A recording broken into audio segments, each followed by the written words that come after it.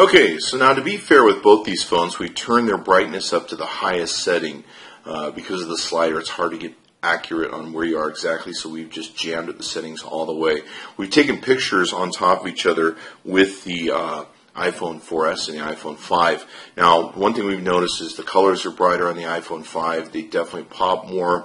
It's a slight edge over the iPhone 4S, but it definitely is a difference maker when you really look at great photos.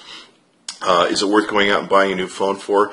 I don't think so, but I would really say if you add up all the factors that I've talked about in these videos, you can definitely make an argument for it, in my mind. Should you use your last penny? Probably not, but make sure it's disposable income. So you can see here the iPhone 5 is on the top, and we've got a case put around it. And on this, the reds, the greens, the yellows pop so much more. You can see here the tree is much more beautiful. It even looks more in focus. The reds over here and the bushes here, comparatively, you can hardly see the reds stand out over here. But the reds over here definitely pop out. Let's see if we can't get both these to come out. Can you see the difference in the reds? Really big difference. And I don't know how much it's being picked up on our recording device that we have here. The picture looks sharper and more in focus, at least in my mind. Yellow, the sign looks more yellow. So definitely the colors seem to pop a whole lot more between the two different devices. Let's take a look at the video we took on both of these. Now, you'll also notice that you're getting a wider angle. You're getting a wider angle of recording. See how in this case the car is cut off, and in the other case we can see more of the car. Let's go ahead and do that again, and we'll see if we can get that going on. Looks like we had the pause going. So you're definitely getting a wider shot on these. Let's go ahead and take another look at those. And once again, when we took these photos, we took them on top of each other where the cameras were in the same exact place. You can see here it's much wider on that side, much wider on that side. So big difference in the width of your photos and what you're going to take and capture with the iPhone 5 as comparatively. Now, here's the picture that you're going to see with the iPhone 4S. You can also see the colors here. This almost looks kind of hazy here with the iPhone 4S.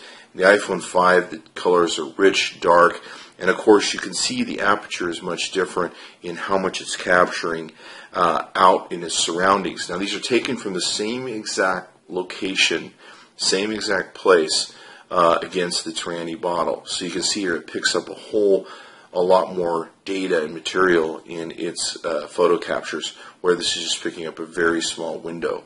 So they made some definitely significant changes to the iPhone 5. Let's take a look. Now these are once again taken from the same exact place, same exact distance, and you can see here that the colors, the reds, the yellows and blues definitely stand out a whole lot more.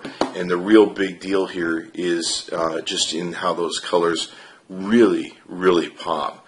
And I don't know if you can see them, but definitely the red is definitely hitting more. It almost looks washed out in the iPhone 4S. Huge, huge difference in how those are coming out. See how that almost looks washed out in the red, especially the blue too. And you can see the blue looks much richer, much darker here. Let's take a look at this. Now this is a low light photo. What they've done is with the iPhone 5 is they've increased the quality of the low light photography that you can take and do. Here's the 4S. It's a great picture in a low light situation with the flash, getting a lot of blowback of light, especially in these black areas you can see here. Here you can see the colors are more rich, the reds, the purples. I mean, go ahead and look at the purples and the reds together. You can see that they're much more richer down here, whereas the iPhone 5 actually looks washed out. This is kind of making me sad because I'm like, I always thought I had a great camera. And you still do with the iPhone 4S. But see how the red's popping way much more on the iPhone 5. There definitely is a huge difference in those colors. And from what I'm seeing, the photo quality is a lot more clear, a lot more good clarity, and just a lot more richer in color. Here's a low light situation where we're using the lamp, which of course is kind of the flash when you really look at it. You can see here that once again the colors are richer, the reds, the blues, and everything else, and a whole big difference in the photos there. So low light, they rock really well, and then in well lit situations, rocks even better. They've done a great job with the cameras on the iPhone 5, and for me, that's almost enough reason to upgrade, because your colors are richer. You've got a wider range of stuff that it's going to take and pick up. That was one of the factors, if I can bring up another phone, the Samsung Galaxy S3. One of the factors that I really liked about it is because its cameras picked up a much wider area than the iPhone 4S. So I'm really happy to see similar results on the iPhone 5, that it's picking up more area and more context. And of course, it has a bigger screen to play that back to you. So I love the new camera on the iPhone 5.